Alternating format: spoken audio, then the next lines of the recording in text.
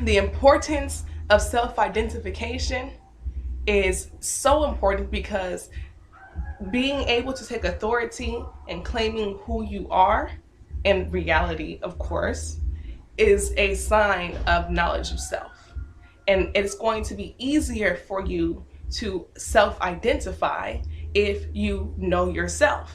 And it's going to be a lot more understandable and easier for you to identify as and be proud of what you identify as, because it'll be in a direct correlation of who you know yourself and now love yourself to be.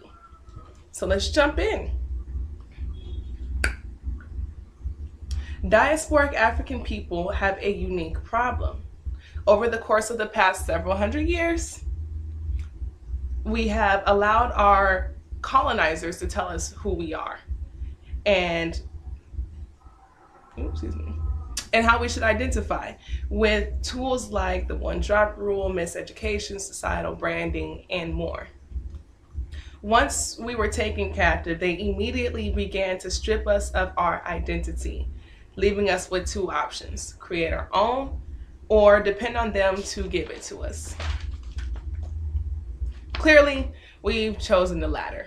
To believe that we have not qualified or that we are not qualified or capable of to determine for ourselves who we are.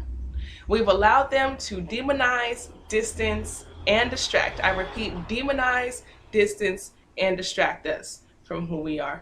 And the results are African people willing to accept that they are anything but African.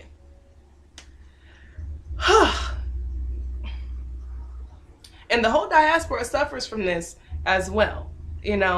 Not to be confused with not wanting to be black. That's a different and more delicate situation when it comes to other African people of the diaspora not wanting to identify as black. That's a different video in itself. But we see this stuff manifest all the time with black people wanting to be Creole or Latino or Native American or anything else, Hebrew, or anything else but black.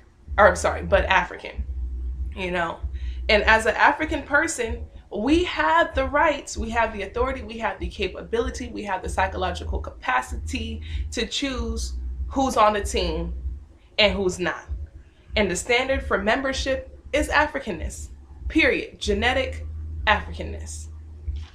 We have already established in the past video that only black love makes black people.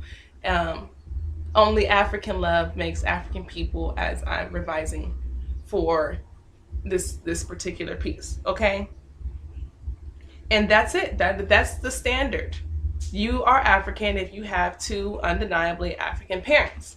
Now, whether those parents are, one is black and the other is Jamaican, or one is black Haitian and the other is Ugandan, or one is Ghanaian and the other is Afro-Costa Rican, or one's Nigerian and the other is Congolese, or one is an African person who was raised in Europe and the other one is an African person who was raised in the States. If you've got two African parents, then you are an African person. It does not matter what kind of African, they just both have to be African.